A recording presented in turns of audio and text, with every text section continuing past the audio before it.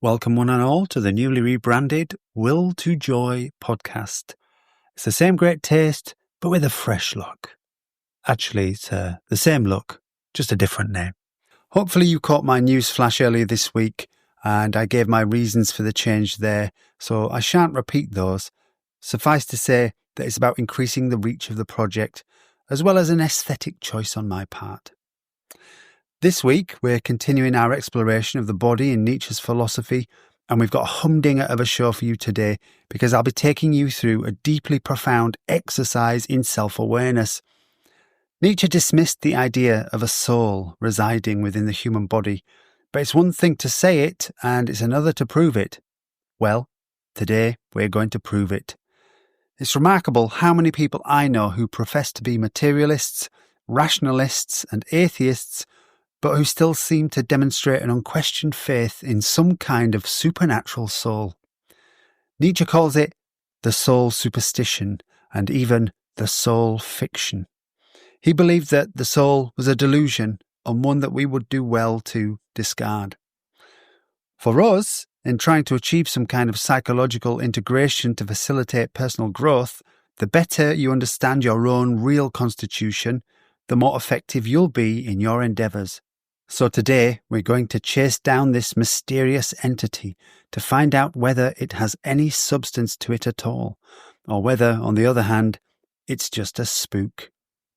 Ready? Let's do it. What does not kill me makes me stronger.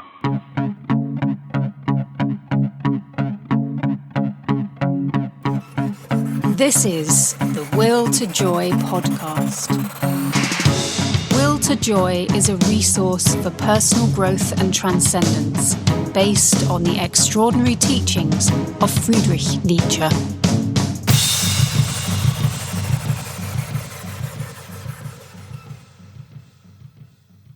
Quote, "Behind your thoughts and feelings, my brother, stands a mighty commander, an unknown sage. He is called Self.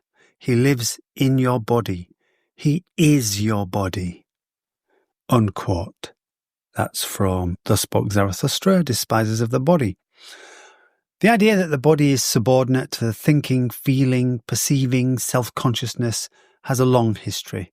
Back in the 4th century AD, St. Augustine claimed that the soul, a divinely created spiritual entity, is actually the ruler of the body.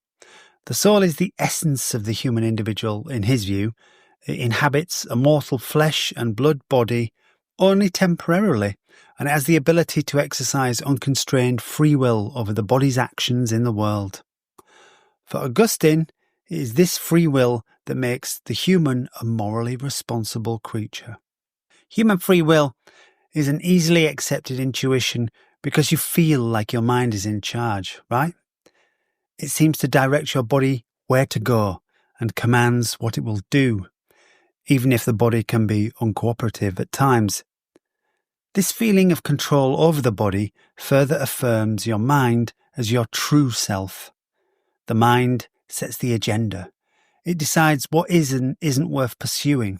Sure, you know about the theory of the unconscious mind, vast and inscrutable, the greater bulk of the iceberg submerged beneath the waterline of your awareness in the popular metaphor. But the conscious mind is the locus of your lived experience. It is this part of the mind, the part that is aware both of its surroundings and of itself, that we are discussing here. Your conscious mind seems to be not so much the tip of the iceberg, but the captain of your ship, stationed at the wheel on the bridge, charting courses towards explicitly selected destinations. Your body is the ship then itself, and your body's unconscious processes, involuntary reflexes, and the cycles of its autonomic system, things like heartbeat, respiration, digestion, and so on, their body too. They are like the incessant rumbling machinery in the ship's engine room. But it's your conscious mind calling the shots, right? Will you spring out of bed in the morning when the alarm goes off or hit the snooze button? Will you have pudding or pie for dessert? Will you be a selfish piece of shit or will you do the right thing? Your everyday experience of your conscious mind is that it deliberates over options, evaluating the potential outcomes, the risks and trade-offs of each alternative, weighing up the pros and the cons before making a choice. To the contrary, argues Nietzsche, your mind only seems to be in control. It is your body, along with the facts of the environment in which it's situated, that determine your choices.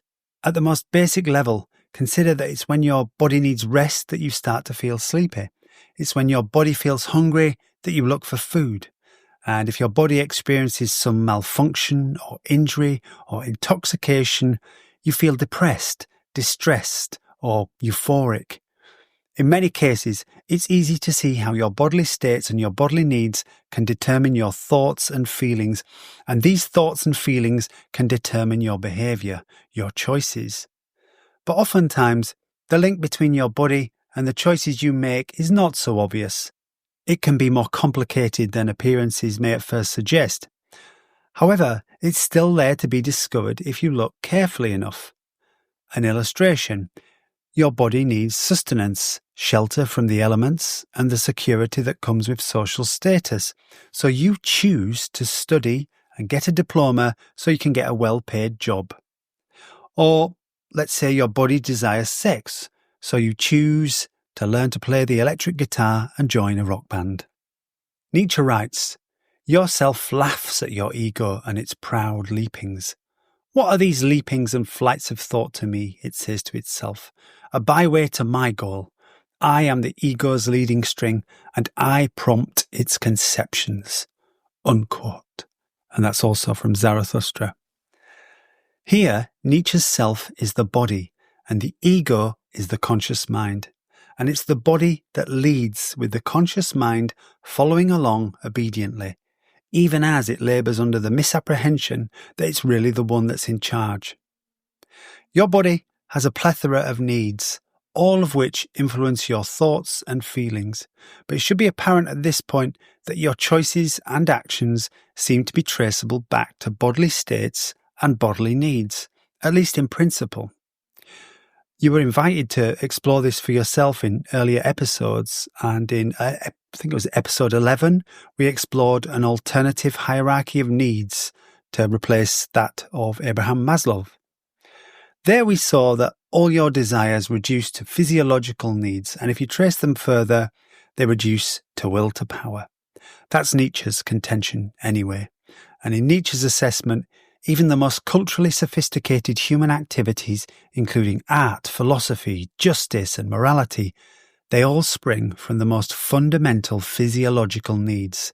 They are all a consequence of those instincts which, among other things, quote, teach us to search for food and to avoid our enemies, unquote. And that's from Daybreak 26.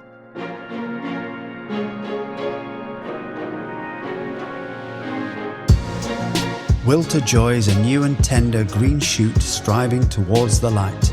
If it's going to thrive, it needs the sunshine and gentle rain of your support. If you find value here, support Will to Joy by doing a few simple things. Hit follow so you don't miss the next episode. Follow us on all the major social media platforms. Drop us a review. We'd love to hear your feedback. If you know people who get something from this podcast, please do share it with them. And if you can support us for a few dollars a month, please do so. Link in the show's description. And if you feel ready for it, you can now also become a De Profundis member on Patreon, with exclusive episodes that delve deeper into Nietzsche's philosophy for life. Link also in the show's description. Your support really does make a difference, and it will help ensure that Will to Joy can keep supporting you in your own flourishing.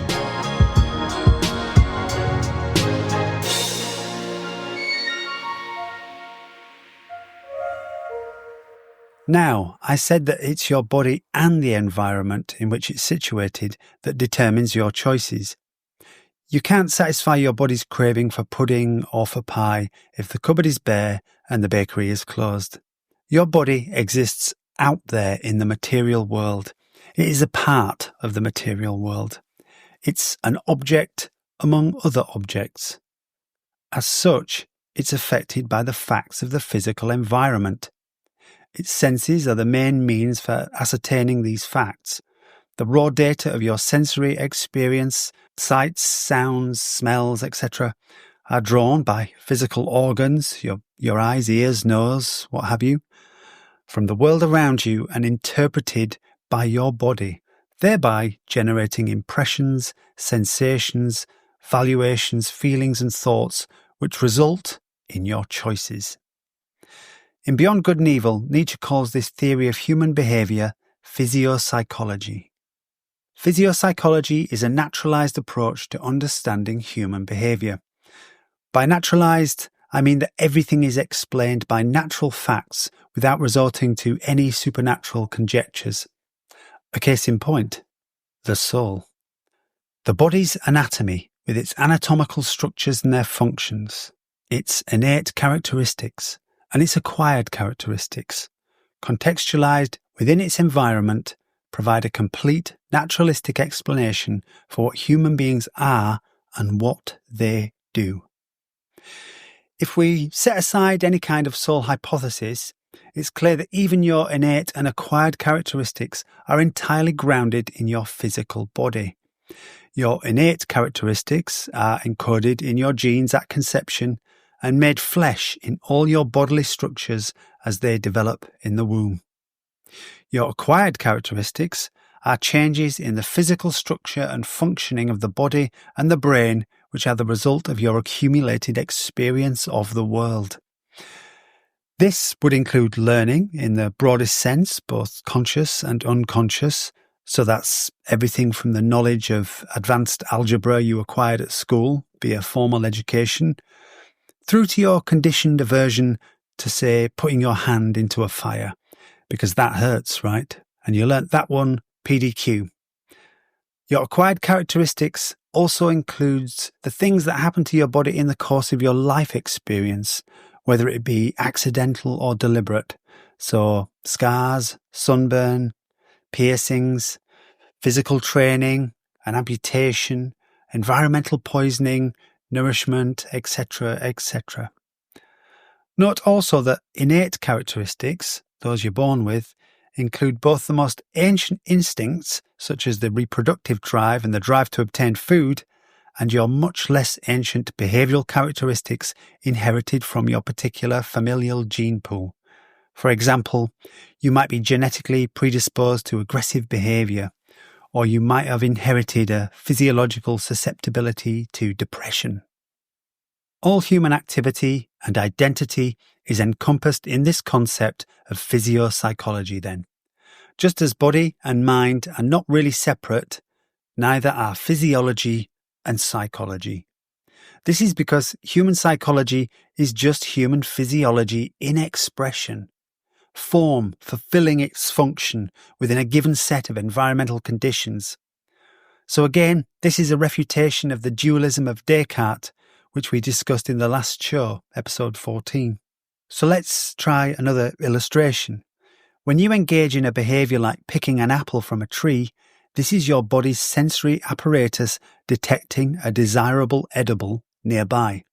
This triggers or reinforces a physiological sensation of hunger, which expresses itself as a psychological motivation to take action. The capacity for action itself has its physical manifestation in various bodily structures and their functions, such as your eyes, fingers, teeth, and digestive processes. Another example. Imagine you are trying to think up something clever to say in front of a person you're attracted to. This is your body's physiological drive to reproduce, expressing itself psychologically through your feelings of attraction and the urge to use your social skills and creative problem-solving abilities to charm the object of your ardour. All of which have their physical manifestation in your reproductive organs, your hormones, and your lecherous little brain. In this scheme, your body is what it does, and everything it does is grounded in what it is. Form is function. There is no need for mysterious souls to explain what's going on with humans. In principle, all human activity is entirely intelligible and explicable in mechanistic terms. Cause produces effect. Stimulus produces response. However, Nietzsche does not like mechanistic metaphors, as they imply that causes and their effects can easily be identified and isolated, like parts in a machine. This woefully underrepresents the immense complexity of the processes underlying human behaviour, and all existence itself for that matter. Can causes really be neatly distinguished from their effects? Isn't every effect a cause, and every cause an effect? Cause and effect. Nietzsche thinks that in the real world, quote, such a duality probably never exists, unquote. That's from Joy Science 112. Instead, everything just flows indivisibly so that, quote, actually what we have here is a continuum out of which we have isolated a few pieces, unquote. On what basis do we divide the world up into discrete links in a causal chain? For any particular event, Nietzsche suggests that there is, quote, an infinite multiplicity of processes in that second of suddenness which escape us, unquote. Mechanistic metaphors are clearly inadequate and merely reflect our psychological need to break the world up into intelligible chunks to which word labels can be affixed. His preferred metaphor is chemistry, which better reflects the infinite incalculability of the multitudinous causal relationships at work in every event. But let's get back to physio-psychology. To summarise, the prevailing but false mind-body dualism is cancelled in Nietzsche's concept of physio-psychology. Physio-psychology does not substantially separate the mental from the physical, as mind-body dualism does. The living body and mind, physiology and psychology, are instead inextricably bound together. However, for the purposes of comprehension, we are going to continue to use my interpretation of physio-psychology with its division into three constituent parts. 1. Anatomy, your physical body. 2. Innate characteristics, everything you are born with. 3. Acquired characteristics, all the characteristics you pick up, whether physical or behavioural, during your lifetime. Oh no, we've gotten rid of dualism only to end up with tripartism. Indeed, but this is merely a matter of convenience for the purposes of comprehension. Rest assured, soon you'll learn that there is something rough and arbitrary about this tripartite division too. But at this point, the threefold taxonomy will help us best understand the human constitution as Nietzsche understands it. However, we do well to remember that the map is not the territory. A map is only ever a more or less useful, completely artificial oversimplification. Let's see this physio-psychology in action. Imagine one fine morning you are taking a brisk hike to stretch your legs and get a little air. You stride along deep in your thoughts, but happen to stub your toe on a sharp rock. Clumsy. You experience a flash of pain. You emit a plaintive yelp. You have a tendency to explosive anger, a family trait which you've inherited from your father, and so you're overcome with fury. In your anger, you snatch up the offending rock and hurl it away. It happens to be the case that this is just the latest unfortunate incident in a recent run of bad luck. Let's say that yesterday you lost your job and you got a bill from the taxman in the Morning Post. And so you limp along, cursing this world that always seems to make life harder than it needs to be. At that moment, an acquaintance strolls by who chirps a breezy good day to you. Still smarting from the pain and feeling aggrieved at the sheer bloody injustice of everything, you bark at them to go screw themselves. Oh dear. In this scenario, let's say your brisk hike was an expression of the need to exercise, so that's an innate characteristic. Your toe, a part of your anatomy, connected with a regrettably situated piece of matter, a fact of the environment. And this was the cause of painful sensory data, which, mediated through your inherited genetic predisposition to lose your shit, an innate characteristic, and your negative frame of mind from your recent experiences of having been unlucky, acquired characteristics, ultimately resulted in your state of mind, your choice of fruity language, and your unwarranted rudeness. Perhaps having learned a lesson, you will eschew hiking in open-toed sandals in future. And then that would be a new acquired characteristic, of course. So in this simplified example, you can see how physiology, the body, and psychology, the mind, are inextricably entwined and interdependent. And in fact, all psychology actually springs from physiology and its interactions with its environment. In other words, all your mental and emotional activity is just the data processing that occurs as a result of your body's interactions with its environment while expressing its physio-psychological characteristics. But surely this is obvious. If there is no environment and no body, how could there be a mind? Yet as we know, humans routinely and doggedly privilege the mind over the body and bestow on it, or at least part of it, primacy, autonomy, and even immortality. That's the soul, the bit of you that is supposed to be transcendent, not of this world, separable from your body and the real and true essence of you. Well, let's undertake an auto-vivisection to isolate this real and true you. But first, music.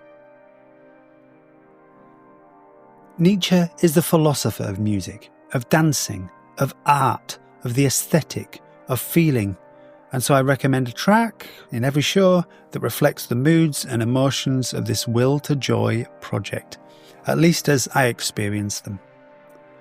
I invite you to have your own feeling experience framed within the project we are exploring whilst listening to Moving by Supergrass. For me, this track is almost a perfect pop song. It starts with a yearning existential lament, which flips into a striding, buoyant, affirmative chorus, affirmative musically at least, because the lyrics continue to be quite dark and existential. But the guitar licks in the chorus just feel so glad to see you. It's a track that manages to combine introspection and some quite bleak lyrics with a really positive, can-do, get up and go vibe. It's what my girlfriend calls a happy sad song. See what you think. For me, it really resonates with the work we are doing here. Links, as always, are in the show's description. Do share your thoughts on how this track made you feel. I'd be genuinely interested in hearing about your impressions, and you can message me right from the link in the show's description.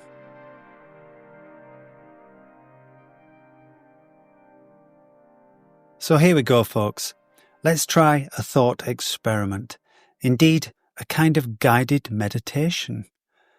Let's remove all three aspects of the body, as my interpretation of Nietzschean physio-psychology has it, piece by piece, along with all the data from the environment, to ascertain what remains, psychologically speaking.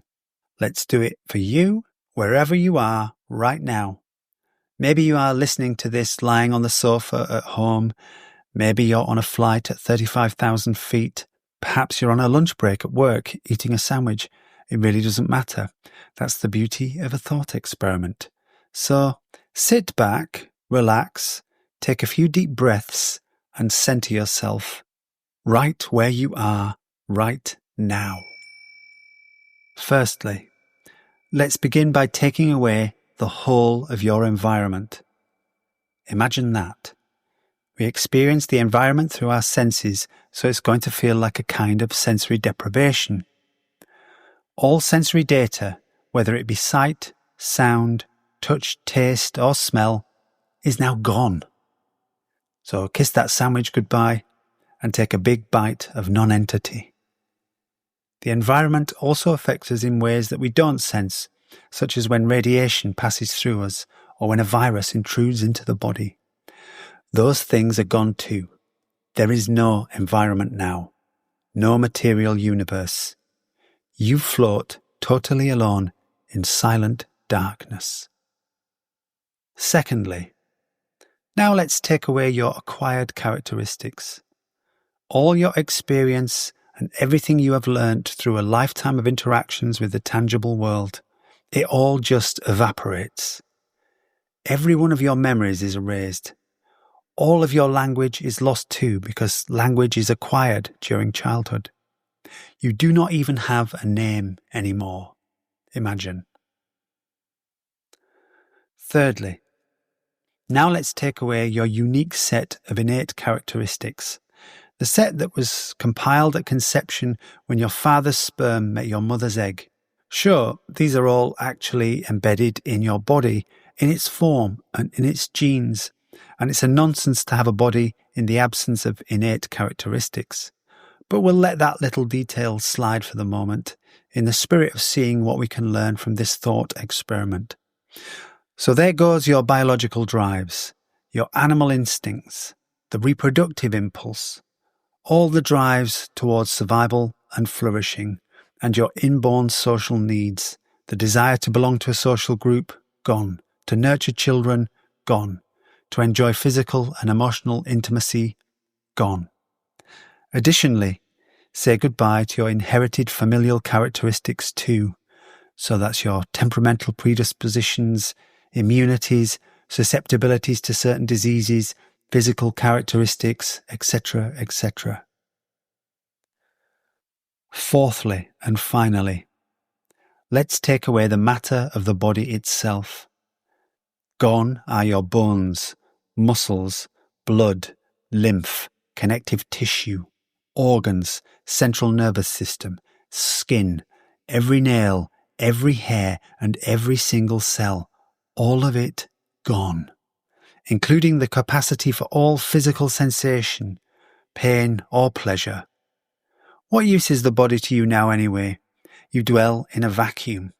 Where would you go? What could you do? Who could you talk to?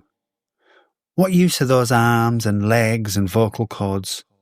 Let them go along with every atom of matter of which you are comprised. Now, I ask you, what is left? Once we subtract your acquired characteristics, your innate characteristics, your physical anatomy, and even the environment itself, what remains? A mind? But for Nietzsche, all the mind is the data processing activities being generated by the interactions of anatomy, innate characteristics, and acquired characteristics with the conditions of the environment. And as we've said, this makes mind an emergent property, an epiphenomenon, a side effect, not an entity in its own right. Once all these elements are taken away, there can be no interactions generating mental processes, and therefore there can be no emergent mind. Can there be thinking in the utter absence of anything to think about? Can there be a mind in the absence of thinking? Now, infected with our modern secular humanistic prejudices, as you must be because we all are, it's possible you reject this admittedly austere account, along with its Nietzschean physio-psychological premises. Perhaps in your view, you feel something of you clearly would remain over in our experiment, even if there's nothing for it to actually think about. And it's no small beer neither, but that wondrous and fabled thing which is oft lauded as the most exceptional attribute of the human being, consciousness. Consciousness. Consciousness of what? There is nothing here to be conscious of. Consciousness without content is unconsciousness.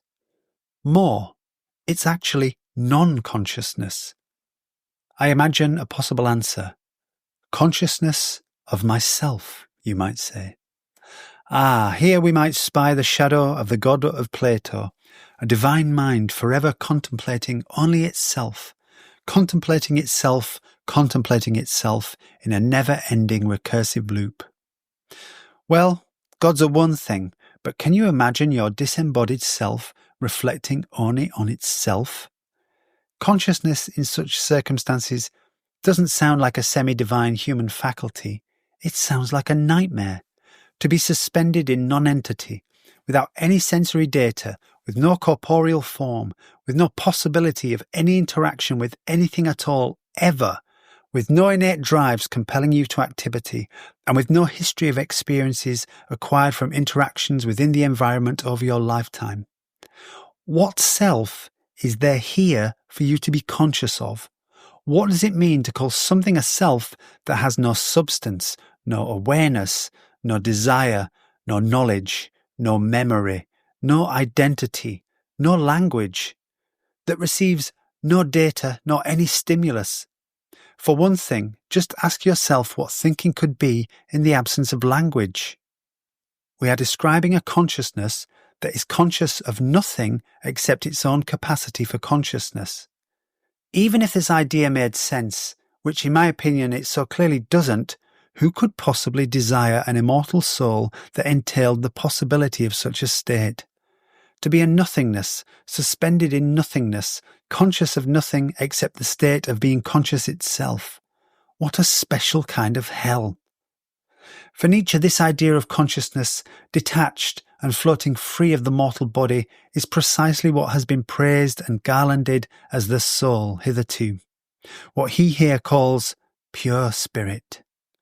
Quote, "People used to see consciousness, spirit, as proof that humanity is descended from something higher, that humanity is divine. People were advised to become perfect by acting like turtles and pulling their senses inside themselves, cutting off contact with worldly things and shedding their mortal shrouds. After this, the essential element would remain, the pure spirit." He goes on, "Pure spirit is a pure stupidity. When we discount the nervous system and the senses, the mortal shroud, we miscount, nothing more." Unquote. That's from Antichrist 14. For the sake of argument, let's say your immortal soul does exist and it persists after your body dies. Its link to the material world broken. And let's say it retains its memories, including its ability to think using language. In some ways, isn't this worse? To be condemned to an eternity of sensory deprivation and solitary confinement with only your memories for distraction. As the eons roll by, how tiny and insignificant your 70 plus 10 years walking the earth in a flesh and blood body would quickly seem. What happens to the memories, to the mind of an immortal consciousness after a trillion years? How is utter insanity avoided? For those who insist upon believing in such things as immortal souls, the belief in a benevolent God also becomes psychologically necessary. A God who is there to gather these souls up once they have become detached from their corporeal existence and do with them what? The alternative is the prospect of a horrendous purgatory, the worst kind of prison imaginable, a kind of existential locked-in syndrome without even the promise of death to put it to an end. Clearly hell needs no furnaces. One might counter that all the disembodied souls commune together after death, loved ones reconciled with loved ones, and so loneliness is not necessarily a problem. So now we have a place. The environment has made a return. Let's call this environment heaven. This, purportedly, is a perfect place where no one needs anything, so nothing need ever be striven for. Unfortunately, this means it's a place of absolute stasis and consequently infinite tedium. Does anyone really relish this prospect? These communing souls, what is the nature of their interactions with each other?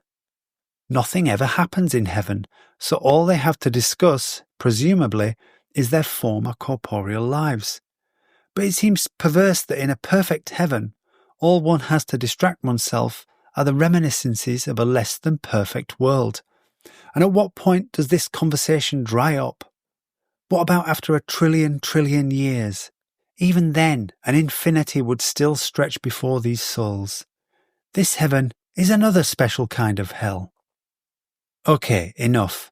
I've been overindulging myself here, granted. I'm just having a little fun. It will be argued by the faithful that the human, all too human needs I allude to, companionship, conversation, stimulation, goals, these things will be of no concern in the afterlife. In their account, souls dwell in bliss before the throne of God, a realm of timelessness and unity with the deity. Needless to say, this is something none of us can possibly conceive of, but it's going to be awesome, you bet. Fine. though this only makes the attractions of an existence beyond death even more incoherent as far as I'm concerned. Having said so much, strictly speaking, everything I've said does not add up to conclusive proof that the soul does not exist, but it highlights the lack of any reasonable evidence that it does.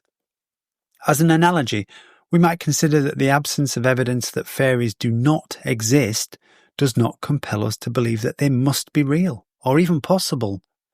Let's ask ourselves, if physio-psychology and the facts of the environment are sufficient to explain everything a person is and everything they do, at least in principle, what role or function does the soul concept fulfill?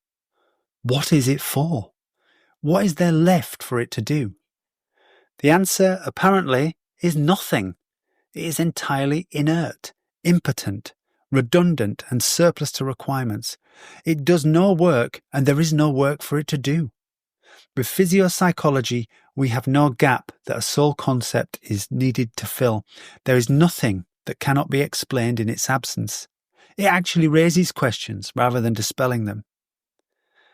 If a world without souls is indistinguishable from a world with souls, where is the evidence that leads us to believe in souls? If the answer is religious teaching, and I were to take this proposition seriously, I would point out that such dogma merely evidences the belief in souls, not the existence of souls. In the absence of any compelling evidence for their existence, the real question for us must be, why do we believe in souls? Or perhaps more pertinently, why do we need to believe in souls? I ask this because it's just possible that there is one critical psychological function that the soul concept fulfills. It annuls death. Except that it doesn't, of course. Comforting illusions are just that, illusions. As psychologist, Nietzsche is always interested in the motivations behind beliefs. He too asks, what does this belief in eternal repose for the immortal soul do for the believer? And he comes up with an even more damning diagnosis. He conjectures that the desire for such an eternal, hedonic anesthesia in the next world reeks of nihilism. The nihilism of those too weak, too unfit to accept this world, the real world, just as it is. For him, it smacks of an unconscious yearning for non-existence. Incidentally, if the thought of being exiled from the world into some unending, tedious void disconcerts you, I would say this is a sign of very good psychological health. For Nietzsche, this world you experience around you, the earth beneath your feet, the vaulting skies above you, the sun and rain on your face, this is your world, and you are as essential to it as it is to you. Some might even feel consoled by the thought that we are all eternally inseparable from it, even after death. We are always at home here, in a sense, even if it sometimes feels like a cruel, hard place with pointy stones and tax bills. The reality for Nietzsche is that the human is constituted just like any other natural animal. The concept of an immortal metaphysical soul inhering in each of us is for him a preposterous extravagance. He writes that, quote, souls are as mortal as bodies, unquote. And again, that's from Zarathustra. And he means by soul the you-ness that is listening to these words right now. Your you-ness dies with the body. And really, after mulling on the implications of a disembodied immortality as I've outlined, there can be some comfort in that. For now, let us say that there is peace for everyone in the end, because death is a variety of redemption that is guaranteed to all of us. That's it for today. I hope you found the show interesting and enlightening, and that the experiment we conducted there, the guided meditation, has led you to reflect on your own identity. Next time on the Will to Joy podcast, we'll continue our examination of the body through the filter of Nietzsche's philosophy by tracing the history of asceticism, self-flagellation, and denigration of the flesh. In doing so, we move beyond this contempt for the body towards a new understanding of the self, one which Nietzsche calls the great health. Join me then. And until then, as ever, like the man said, live dangerously.